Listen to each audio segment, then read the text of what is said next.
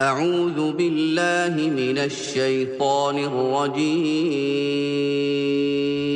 پناہ مانگتا ہوں میں اللہ کی شیطان مردود سے۔ بسم اللہ الرحمن الرحیم۔ شروع اللہ کے نام سے جو بڑا مہربان نہایت رحم والا ہے۔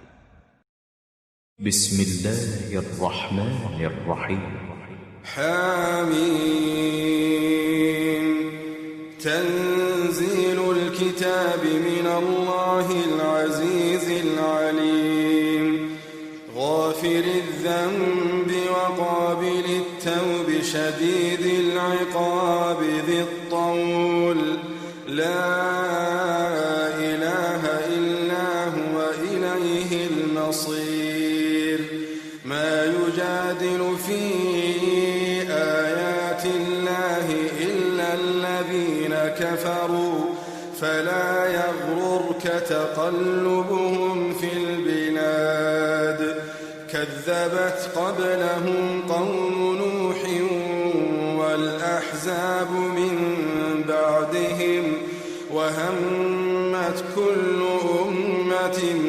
برسولهم ليأخذوه وجادلوا بالباطل ليدحضوا به الحق فأخذتهم فكيف كان عقاب وكذلك حقت كلمة ربك على الذين كفروا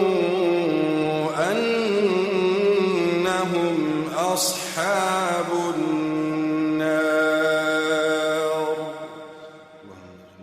الذين يحملون العرش ومن حوله يسبحون بحمد ربهم ويؤمنون به ويستغفرون للذين آمنوا ربنا وسعت كل شيء رحمة وعلما فاغفر للذين تابوا واتبعوا سبيلك وقهم عذاب الجحيم ربنا وأدخلهم جنات عدن التي وعدتهم ومن صلح من آبائهم وأزواجهم وذرياتهم إنك أنت العزيز الحكيم وقهم السيئات ومن تق السيئات يومئذ فقد رحمته وذلك هو الفوز العظيم۔ شروع اللہ کا نام لے کر جو بڑا مہربان نہایت رحم والا ہے۔ حامیم، اس کتاب کا اتارا جانا اللہ کی طرف سے ہے جو زبردست ہے، دانا ہے، جو گناہ بخشنے والا اور توبہ قبول کرنے والا، سخت عذاب دینے والا ہے، صاحب کرم ہے۔ اس کے سوا کوئی معبود نہیں، اسی کی طرف لوٹ کر جانا ہے۔ اللہ کی آیتوں میں وہی لوگ جھگڑتے ہیں جو کافر ہیں، تو ان لوگوں کا شہروں میں چلنا پھرنا تمہیں دھوکے میں نہ ڈال دے۔ ان سے پہلے نوح کی قوم اور ان کے بعد اور امتوں نے بھی پیغمبروں کی تکذیب کی، اور ہر امت نے اپنے پیغمبر کے بارے میں یہی قصد کیا کہ اس کو پکڑ لیں اور بیہودہ شبہات سے جھگڑتے رہے کہ اس سے حق کو زائل کر دیں، تو میں نے ان کو پکڑ لیا، سو دیکھ لو میرا عذاب کیسا ہوا۔ اور اسی طرح کافروں کے بارے میں بھی تمہارے پروردگار کی بات پوری ہو چکی ہے کہ وہ اہل دوزخ ہیں۔ جو لوگ عرش کو اٹھائے ہوئے اور جو اس کے گردا گرد حلقہ باندھے ہوئے ہیں یعنی فرشتے، وہ اپنے پروردگار کی تعریف کے ساتھ تسبیح کرتے رہتے ہیں اور اس پر ایمان رکھتے ہیں، اور مومنوں کے لیے بخشش مانگتے رہتے ہیں کہ اے ہمارے پروردگار، تیری رحمت اور تیرا علم ہر چیز کو سموئے ہوئے ہے، تو جن لوگوں نے توبہ کی اور تیرے رستے پر چلے ان کو بخش دے اور دوزخ کے عذاب سے بچا لے۔ اے ہمارے پروردگار، ان کو ہمیشہ رہنے کی بہشتوں میں داخل کر جن کا تو نے ان سے وعدہ کیا ہے، اور جو ان کے باپ دادوں اور ان کی بیویوں اور ان کی اولاد میں سے نیک ہوں ان کو بھی۔ بے شک تو غالب ہے، حکمت والا ہے، اور ان کو بری حالتوں سے بچائے رکھیو، और जिसको तू उस रोज बुरी हालतों से बचा लेगा तो तूने बेशक उस पर मेहरबानी फरमाई, और यही बड़ी कामयाबी है। इन्नल्लज़ीना कफ़रू युनादौना लमक़्तुल्लाहि अकबरु मिन मक़्तिकुम अनफुसकुम इज़ तुदऔना इलल ईमान फतकफुरून क़ालू रब्बना अमत्तना इस्नतैन व अहयैतना इस्नतैन فاعترفنا بذنوبنا فهل إلى خروج من سبيل ذلكم بأنه إذا دعي الله وحده كفرتم وإن يشرك به تؤمنوا فالحكم لله العلي الكبير هو الذي يريكم آياته وينزل لكم من السماء رزقا وما يتذكر إلا من ينيب فادعوا الله مخلصين له الدين ولو كره الكافرون رفيع الدرجات ذو العرش يلقي الروح من أمره على من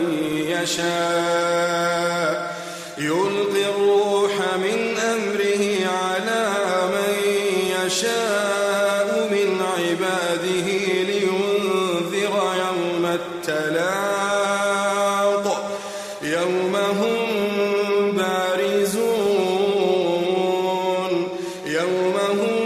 بارزون لا يخفى على الله منهم شيء لمن الملك اليوم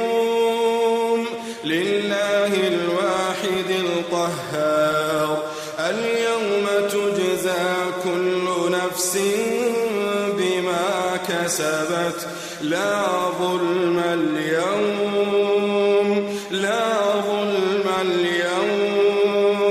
إن الله سريع الحساب وأنذرهم يوم الآزفة إذ القلوب لدى الحناجر كاظمين ما للظالمين من حميم ولا شفيع يطاع يعلم خائنة الأعين وما تخفي الصدور والله يقضي بالحق والذين يدعون من دونه لا يقضون بشيء إن الله هو السميع البصير जिन लोगों ने कुफ्र किया उनसे पुकार कर कह दिया जाएगा कि जब तुम दुनिया में ईमान की तरफ बुलाए जाते थे और मानते नहीं थे तो अल्लाह इससे कहीं ज्यादा बेजार होता था जिस कदर तुम अपने आप से बेजार हो रहे हो। वो कहेंगे कि ऐ हमारे परवरदिगार, तूने हमको 2 दफा बेजान किया और 2 दफा जान बख्शी, हमको अपने गुनाहों का इकरार है, तो क्या निकलने की कोई सबील है? ये इसलिए कि जब तन्हा अल्लाह को पुकारा जाता था तो तुम इनकार कर देते थे, और अगर उसके साथ शरीक मुकर्रर किया जाता था तो मान लेते थे। सो हुक्म तो अल्लाह ही का है जो बुलंद व बाला है, बड़ा है। वही तो है जो तुमको अपनी निशानियां दिखाता है और तुम पर आसमान से रिज़्क़ उतारता है, और नसीहत तो वही हासिल करता है जो उसकी तरफ रुजू करता है। तो अल्लाह की इबादत को खालिस करके उसी को पुकारो, अगरचे काफिर बुरा ही माने। वो मालिक दराजात आली और साहिब अर्श है। अपने बंदों में से जिसको चाहता है अपने हुक्म से वही भेजता है ताकि मुलाकात के दिन से डराए। जिस रोज वो निकल पड़ेंगे उनकी कोई चीज अल्लाह से मख्फी न रहेगी। सवाल होगा, आज किसकी हुकूमत है? जवाब मिलेगा अल्लाह की, जो अकेला है, बड़ा जबरदस्त है। आज के दिन हर शख्स को उसके आमाल का बदला दिया जाएगा। आज किसी के हक में बेइंसाफी नहीं होगी। बेशक अल्लाह जल्द हिसाब लेने वाला है। और उनको करीब आने वाले दिन से डराओ जबकि दिल गम से भरकर गलों तक आ रहे होंगे। जालिमों का कोई दोस्त नहीं होगा और न कोई सिफारिशी जिसकी बात कबूल की जाए। वो आंखों की खयानत को जानता है और जो बातें सीनों में पोशीदा हैं उनको भी। और अल्लाह सच्चाई के साथ फैसला फरमाता है और जिनको ये लोग पुकारते हैं वो कुछ भी फैसला नहीं कर सकते। बेशक अल्लाह सुनने वाला है, देखने वाला है। أَوَلَمْ يَسِيرُوا فِي الْأَرْضِ فَيَنْظُرُوا كَيْفَ كَانَ عَاقِبَةُ الَّذِينَ كَانُوا مِنْ قَبْلِهِمْ كَانُوا هُمْ أَشَدَّ مِنْهُمْ قُوَّةً وَآثَارًا فِي الْأَرْضِ فَأَخَذَهُمُ اللَّهُ بِذُنُوبِهِمْ وَمَا كَانَ لَهُمْ مِنَ اللَّهِ مِنْ وَاقٍ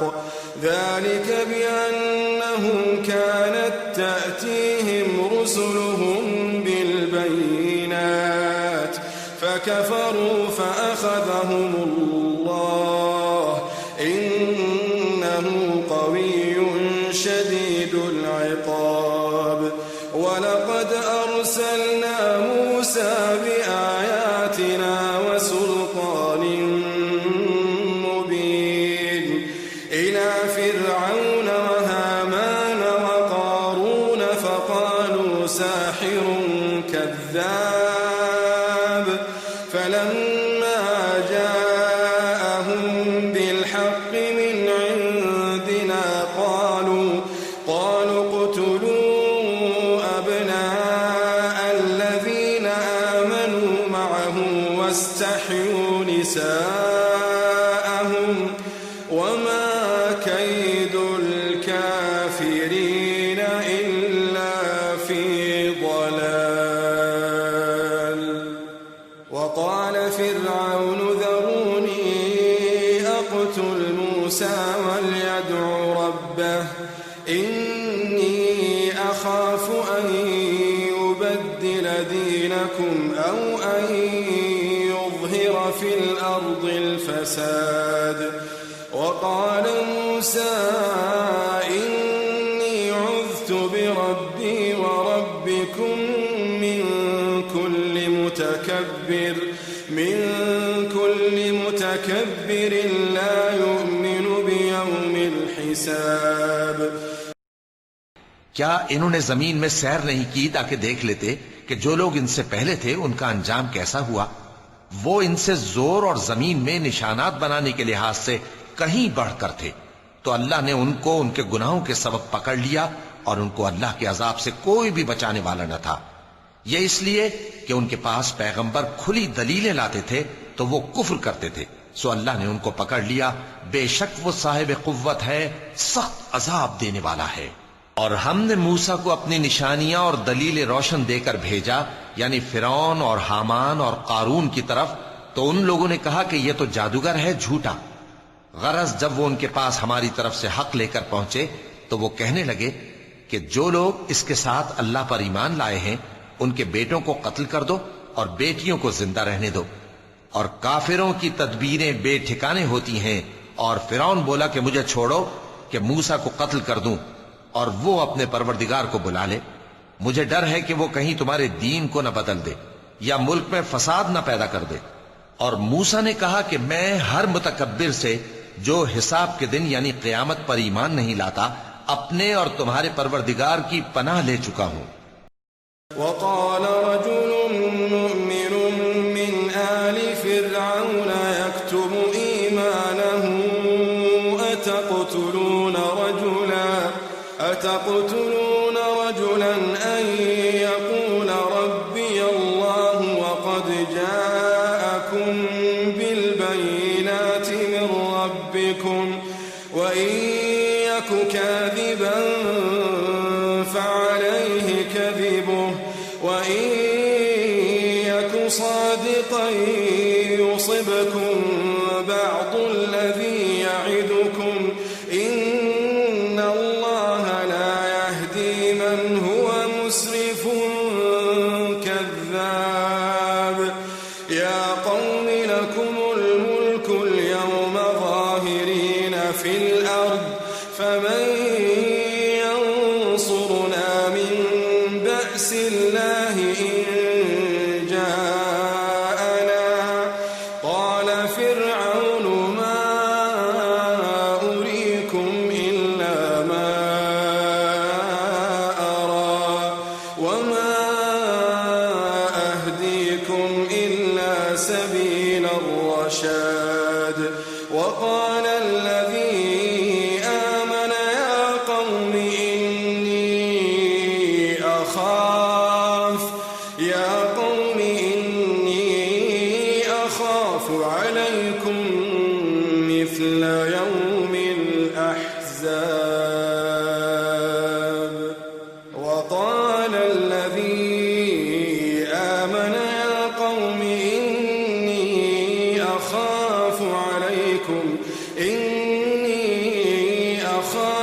عليكم مثل يوم الأحزاب مثل دأب قوم نوح وعاد وثمود والذين من بعدهم وما الله يريد ظلما للعباد ويا قوم إني أخاف عليكم يوم التناد يوم تولون مدبرين ما لكم من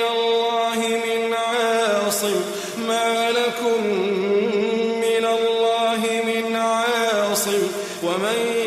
يضلل الله فما له من هاد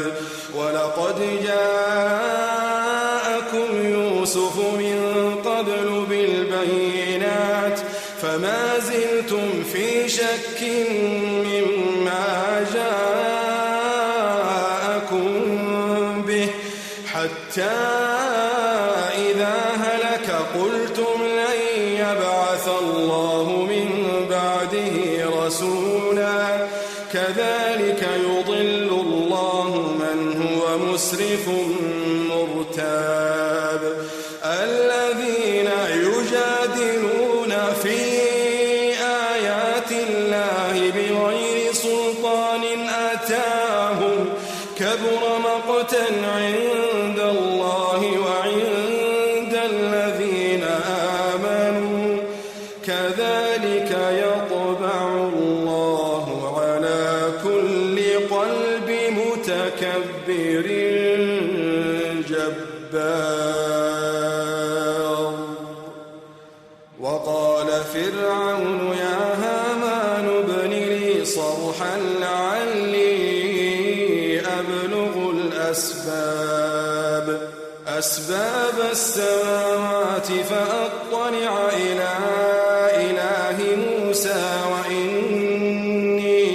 وإني لأظنه كاذبا وكذلك زين لفرعون سوء عمله وصد عن السبيل وما كيد فرعون إلا في تباب और फिरौन के लोगों में से एक मोमिन शख्स जो अपने ईमान को पोशीदा रखता था कहने लगा, क्या तुम ऐसे शख्स को कत्ल करना चाहते हो जो कहता है कि मेरा परवरदिगार अल्लाह है और वो तुम्हारे पास तुम्हारे परवरदिगार की तरफ से निशानियां भी लेकर आया है, और अगर वो झूठा होगा तो उसके झूठ का जरर उसी को होगा, और अगर सच्चा होगा तो कोई सा अजाब जिसका वो तुमसे वादा करता है तुम पर वाक़े होकर रहेगा। बेशक अल्लाह उस शख्स को हिदायत नहीं देता जो हद से गुजरने वाला है, बड़ा झूठा है। ए कौम, आज तुम्हारी ही हुकूमत है और तुम ही मुल्क में गालिब हो, लेकिन अगर हम पर अल्लाह का अजाब आ गया तो उसके दूर करने के लिए हमारी मदद कौन करेगा। फिरौन ने कहा कि मैं तुम्हें वही बात सुझाता हूं जो मुझे सूझी है और वही राह बताता हूं जिसमें भलाई है। तो जो मोमिन था वो कहने लगा कि ए कौम, मुझे तुम्हारी निस्बत खौफ है कि तुम पर दूसरी उम्मतों की तरह के दिन का अजाब आ जाए, जैसे नूह की कौम और आद और समूद और जो लोग उनके बाद आए हैं उनके हाल की तरह तुम्हारा हाल ना हो जाए। और अल्लाह तो बंदों पर जुल्म करना नहीं चाहता। और ए कौम, मुझे तुम्हारी निस्बत पुकार के दिन यानी रोजे क़यामत का खौफ है, जिस दिन तुम पीठ फेर कर क़यामत के मैदान से भागोगे। उस दिन तुमको कोई अजाब इलाही से बचाने वाला ना होगा, और जिस शख्स को अल्लाह गुमराह रहने दे उसको कोई हिदायत देने वाला नहीं। और पहले यूसुफ भी तुम्हारे पास खुली बातें लेकर आए थे, तो जो वो लाए थे उसकी तरफ से तुम बराबर शक ही में रहे, यहां तक कि जब वो वफात पा गए तो तुम कहने लगे कि अल्लाह उनके बाद कभी कोई पैगंबर नहीं भेजेगा। इसी तरह अल्लाह उस शख्स को गुमराह रहने देता है जो हद से निकल जाने वाला, शक करने वाला हो। जो लोग बगैर इसके कि उनके पास कोई दलील आई हो अल्लाह की आयतों में झगड़ते हैं, अल्लाह के नजदीक और मोमिनों के नजदीक झगड़ा सख्त नापसंद है। इसी तरह अल्लाह हर मुतकब्बिर सरकश के दिल पर मोहर लगा देता है। और फिरौन ने कहा कि हामान, मेरे लिए एक महल बनाओ ताकि मैं उस पर चढ़कर रस्तों पर पहुंच जाऊं, यानी आसमान के रस्तों पर, फिर मूसा के माबूद को झांक कर देख लूं, और मैं तो उसे झूठा समझता हूं। और इसी तरह फिरौन को उसके आमाल बद अच्छे मालूम होते थे और वो रस्ते से रोक दिया गया था, और फिरौन की तदबीर तो बेकार थी। वक़ाल अल्लज़ी आमन या क़ौम इत्तबिऊनी अहदिकुम सबील अर्रशाद या क़ौम इन्नमा हाज़िहिल हयातुद दुनिया मताअ व इन्नल आखिरता हिय दारुल क़रार मन अमिल सय्यअतन फला युज्ज़ा इल्ला मिस्लहा वमन अमिल सालिहन मिन ज़करिन औ उन्सा वहुव मुमिन फउलाइका यदखुलूनल जन्नह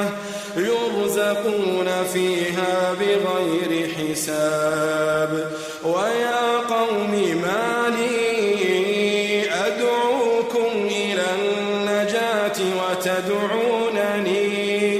وتدعونني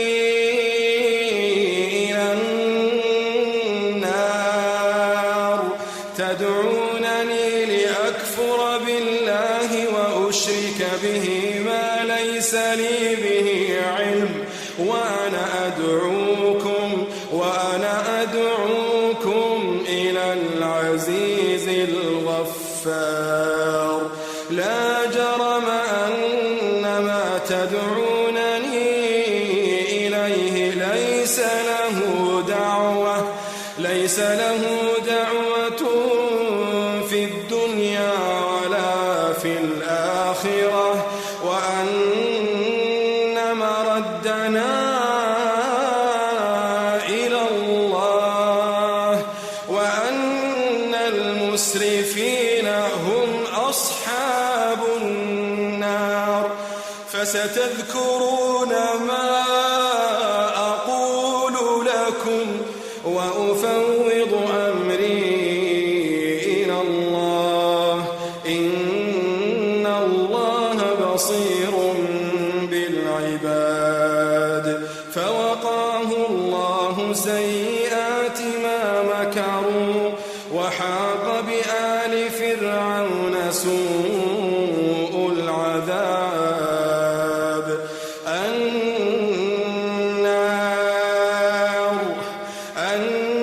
النار يعرضون عليها غدوا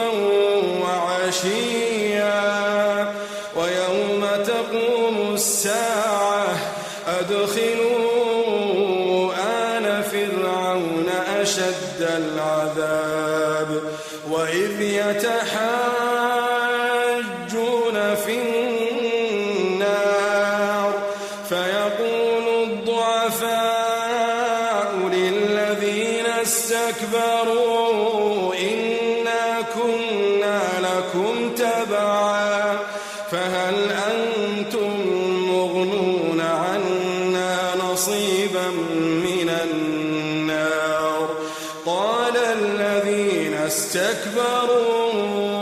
إنا كل فيها إن الله قد حكم بين العباد وقال الذين في النار لخزنة جهنم ادعوا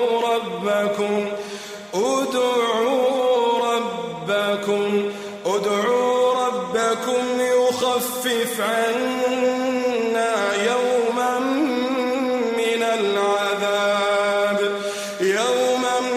العذاب قالوا أولم تك تأتيكم رسلكم بالبينات قالوا بلى قالوا فادعوا وما دعاء الكافرين إلا في ضلال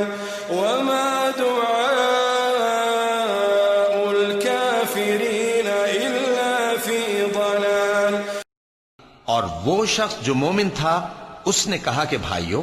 میرے پیچھے چلو، میں تمہیں بھلائی کا راستہ دکھاؤں گا۔ بھائیو یہ دنیا کی زندگی چند روز فائدہ اٹھانے کی چیز ہے، اور جو آخرت ہے وہی ہمیشہ رہنے کا گھر ہے۔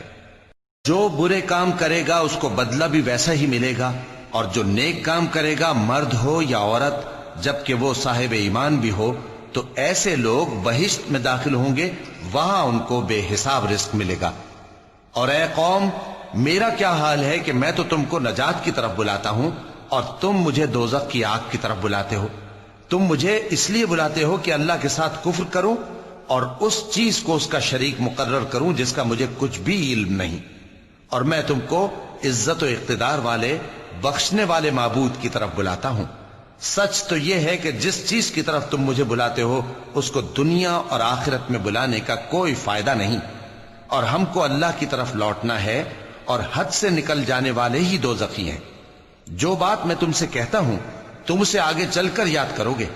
اور میں اپنا معاملہ اللہ کے سپرد کرتا ہوں، بے شک اللہ بندوں کو دیکھنے والا ہے۔ غرض اللہ نے اس کو ان لوگوں کی تدبیروں کی برائیوں سے محفوظ رکھا، اور فرعون والوں کو برے عذاب نے آ گھیرا، یعنی آتش جہنم کے صبح و شام اس کے سامنے پیش کیے جاتے ہیں، اور جس روز قیامت برپا ہوگی حکم ہوگا کہ فرعون والوں کو سخت عذاب میں داخل کرو۔ اور جب وہ دوزخ میں جھگڑیں گے تو غریب لوگ بڑے آدمیوں سے کہیں گے کہ ہم تو تمہارے تابع تھے، تو کیا تم دوزخ کے عذاب کا کچھ حصہ ہم سے دور کر سکتے ہو؟ بڑے آدمی کہیں گے کہ تم بھی اور ہم بھی سب دوزخ میں ہیں، اللہ بندوں میں فیصلہ کر چکا ہے۔ اور جو لوگ آگ میں جل رہے ہوں گے وہ دوزخ کے داروغوں سے کہیں گے کہ اپنے پروردگار سے پکار کر کہو کہ وہ ایک روز تو ہم سے تھوڑا سا عذاب ہلکا کر دے۔ وہ کہیں گے کہ کیا تمہارے پاس تمہارے پیغمبر نشانیاں لے کر نہیں آئے تھے؟ دوزخی کہیں گے کیوں نہیں؟ تو وہ کہیں گے کہ تم ہی پکار لو، اور کافروں کی پکار اس روز بیکار ہوگی۔ إنا لننصر رسلنا والذين آمنوا في الحياة الدنيا ويوم يقوم الأشهاد يوم لا ينفع الظالمين معذرتهم ولهم اللعنة ولهم سوء الدار۔ ولقد آتينا موسى الهدى وأورثنا بني إسرائيل الكتاب هدى وذكرى لأولي الألباب فاصبر إن وعد الله حق واستغفر لذنبك وسبح بحمد ربك بالعشي والإبكار إن الذين يجادلون في آيات الله بغير سلطان أتاهم إن في صدورهم إلا كبر ما هم ببالغيه فاستعذ بالله إنه هو السميع البصير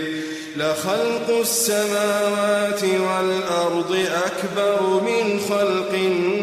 الناس ولكن أكثر الناس لا يعلمون وما يستوي الأعمى والبصير والذين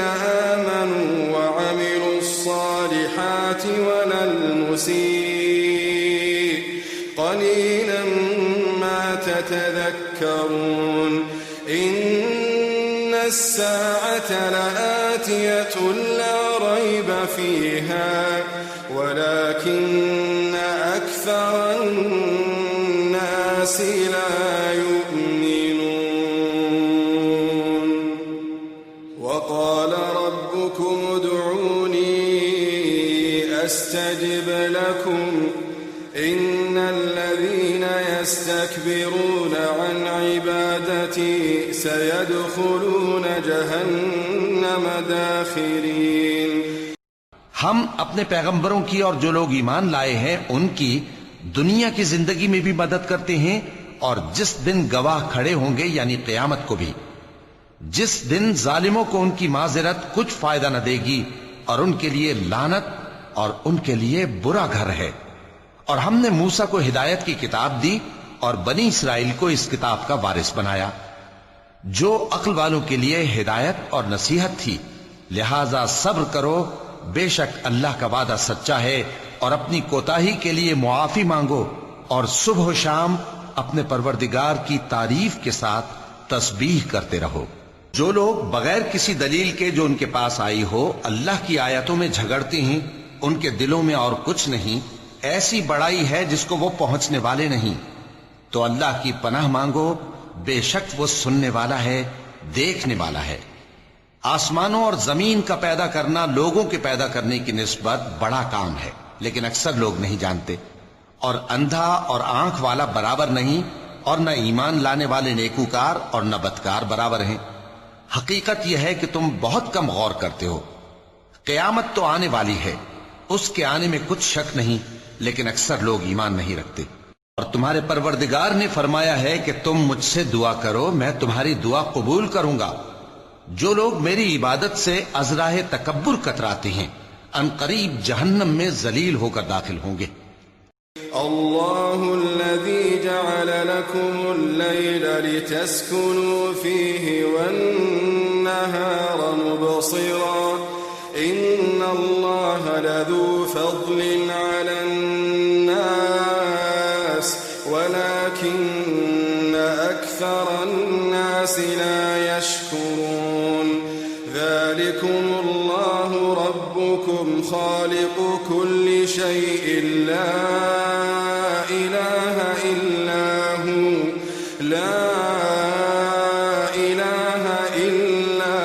हु फ़अन्ना तुफ़कून कज़ालिक युफ़कु الذين كانوا بآيات الله يجحدون الله الذي جعل لكم الأرض قرارا والسماء بناء وصوركم فأحسن صوركم ورزقكم من الطيبات ذلكم الله ربكم فتبارك الله رب العالمين فتبارك الله رب العالمين فتبارك الله رب العالمين هو الحي لا إله إلا هو فادعوه مخلصين له الدين الحمد لله رب العالمين قل إني نهيت أن أعبد الذين تدعون من دون الله لما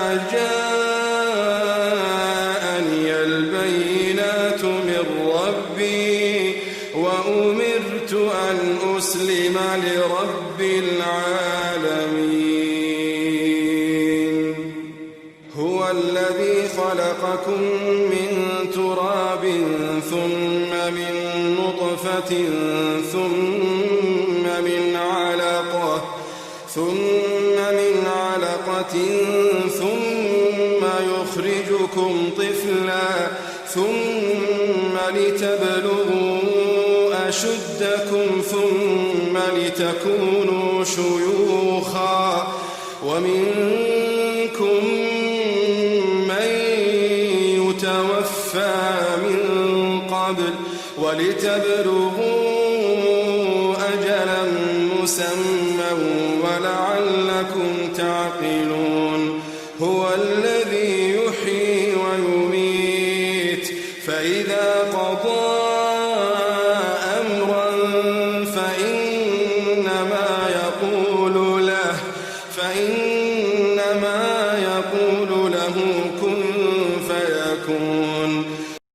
अल्लाह ही तो है जिसने तुम्हारे लिए रात बनाई कि उसमें आराम करो और दिन को रोशन बनाया कि उसमें काम करो। बेशक अल्लाह लोगों पर फजल करने वाला है, लेकिन अक्सर लोग शुक्र नहीं करते। यही अल्लाह तुम्हारा परवरदिगार है जो हर चीज का पैदा करने वाला है, उसके सिवा कोई माबूद नहीं, फिर तुम कहां से भटकाए जाते हो। इसी तरह वो लोग भटकाए जाते थे जो अल्लाह की आयतों से इनकार करते थे। अल्लाह ही तो है जिसने जमीन को तुम्हारे लिए ठहरने की जगह और आसमान को छत बनाया और तुम्हारी सूरतें बनाई और सूरतें भी अच्छी बनाई और तुम्हें पाकीज़ा चीजें खाने को दी। यही अल्लाह तुम्हारा परवरदिगार है। सो अल्लाह रब्बुल आलमीन बहुत ही बाबरकत है। वही जिंदे जावेद है, उसके सिवा कोई इबादत के लायक नहीं, तो उसकी इबादत को खालिस करके उसी को पुकारो। हर तरह की तारीफ अल्लाह ही के लिए है जो तमाम जहानों का परवरदिगार है।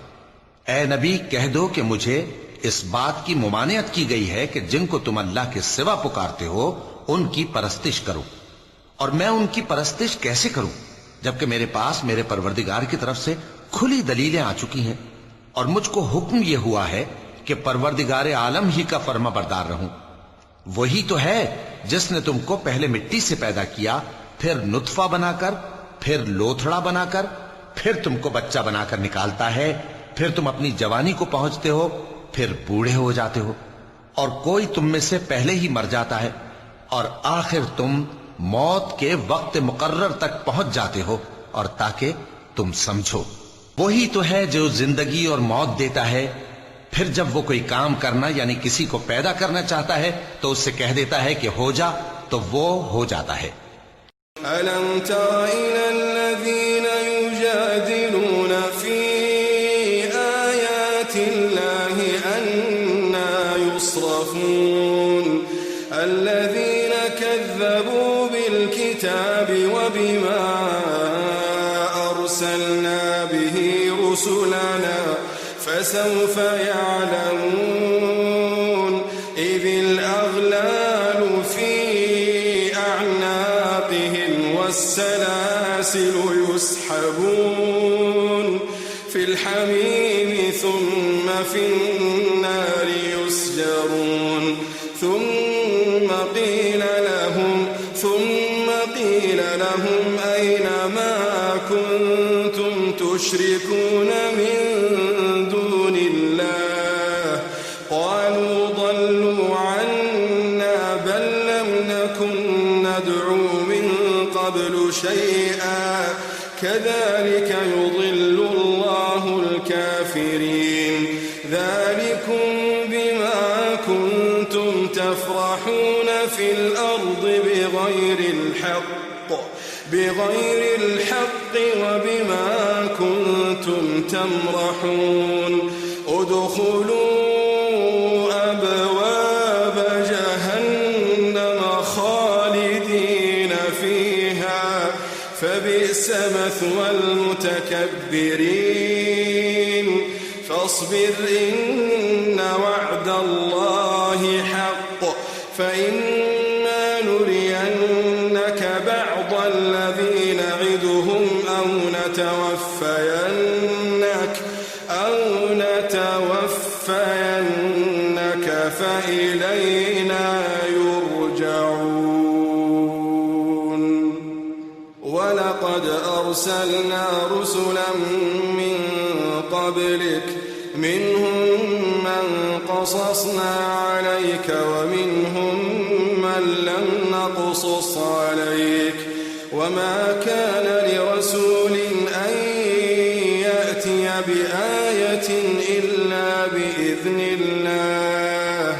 فإذا جاء أمر الله قضي بالحق وخسر هنالك المبطلون. کیا تم نے ان لوگوں کو نہیں دیکھا جو اللہ کی آیتوں میں جھگڑتے ہیں؟ یہ کہاں سے پھیرے جاتی ہیں؟ جن لوگوں نے ہماری کتاب کو اور جو کچھ ہم نے پیغمبروں کو دے کر بھیجا اس کو جھٹلایا،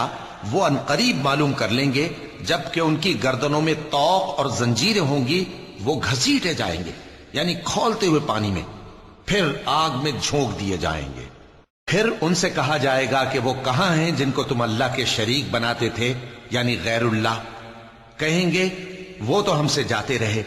بلکہ ہم تو پہلے کسی چیز کو پکارتے ہی نہیں تھے. اسی طرح اللہ کافروں کو گمراہ رہنے دیتا ہے. یہ اس کا بدلہ ہے کہ تم زمین میں ناحق خوش ہوا کرتے تھے اور اس وجہ سے کہ اترایا کرتے تھے. اب جہنم کے دروازوں میں داخل ہو جاؤ، ہمیشہ اسی میں رہو گے، سو متکبروں کا کیا برا ٹھکانہ ہے. تو اے پیغمبر صبر کرو کہ اللہ کا وعدہ سچا ہے. پھر اگر ہم تمہیں اس عذاب میں سے کچھ دکھا دیں جس کا ہم ان سے وعدہ کرتے ہیں، یا ہم تمہیں وفات دے دیں، تو بہرحال ان کو تو ہماری ہی طرف لوٹ کر آنا ہے. اور ہم نے تم سے پہلے بہت سے پیغمبر بھیجے، ان میں کچھ تو ایسے ہیں جن کے حالات ہم نے تم سے بیان کر دیے ہیں اور کچھ ایسے ہیں جن کے حالات بیان نہیں کیے. اور کسی پیغمبر کو اختیار نہ تھا کہ اللہ کے حکم کے بغیر کوئی نشانی لائے. پھر جب اللہ کا حکم آ پہنچا تو انصاف کے ساتھ فیصلہ کر دیا گیا اور تبھی اہل باطل نقصان میں پڑ گئے. الله الذي جعل لكم الأنعام لتركبوا منها ومنها تأكلون ولكم فيها منافع ولتبلغوا عليها حاجة في صدوركم وعليها وعلى الفلك تحملون ويريكم آياته فأي آيات الله تنكرون أفلم يسيروا في الأرض فينظروا كيف كان عاقبة الذين من قبلهم كانوا أكثر منهم وأشد قوة وآثارا في الأرض فما أغنى عنهم ما كانوا يكسبون فلما جاءتهم رسلهم بالبينات فرحوا بما عندهم من العلم وحاق بهم ما كانوا به يستهزئون فلما رأوا بأسنا قالوا آمنا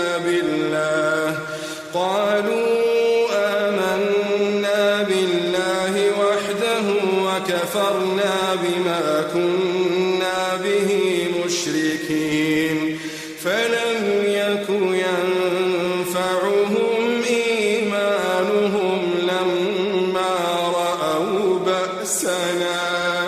سنة الله التي قد خلت في عباده وخسر هنالك الكافرون.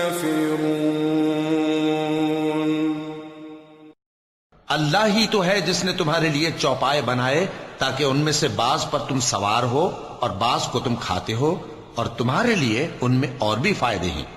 اور اس لیے بھی کہ اگر کہیں جانے کی تمہارے دلوں میں خواہش ہو تو ان پر چڑھ کر وہاں پہنچ جاؤ، اور ان پر اور کشتیوں پر تم سوار ہوتے ہو، اور وہ تمہیں اپنی نشانیاں دکھاتا رہتا ہے، سو تم اللہ کی کن کن نشانیوں کو نہ مانو گے؟ کیا ان لوگوں نے زمین میں سیر نہیں کی تاکہ دیکھتے کہ جو لوگ ان سے پہلے تھے ان کا انجام کیسا ہوا؟